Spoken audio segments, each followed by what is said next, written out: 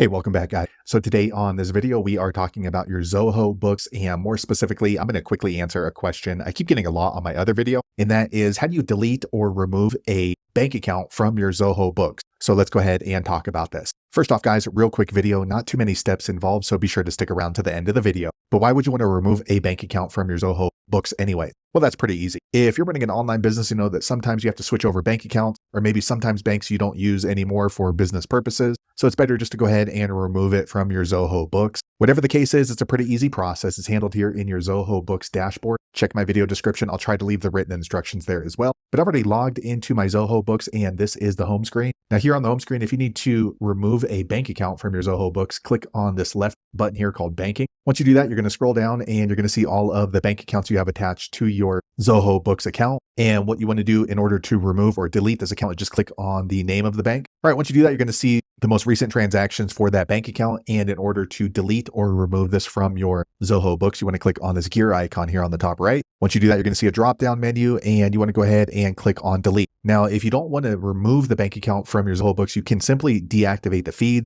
That way it's going to stop automatically updating your transactions from that account, but the bank will still remain inside your Zoho Books. That's up to you. For me, I'm going to go ahead and delete this account by clicking here. Okay, a quick second later, the page refreshes. Now you don't have a button to confirm. It's automatically going to delete or remove that bank account from your Zoho Books. You can see it no longer appears here. So there you have it, guys. If you're wondering how to delete or remove a bank account from your Zoho Books, that's the easiest way I know how to do it. If you know an easier way, be sure to leave a comment below. Let the rest of us know how you did it. Hopefully you found that video useful. If so, click thumbs up or maybe consider subscribing to my channel, and I hope to see you on the next video. Thanks again for watching.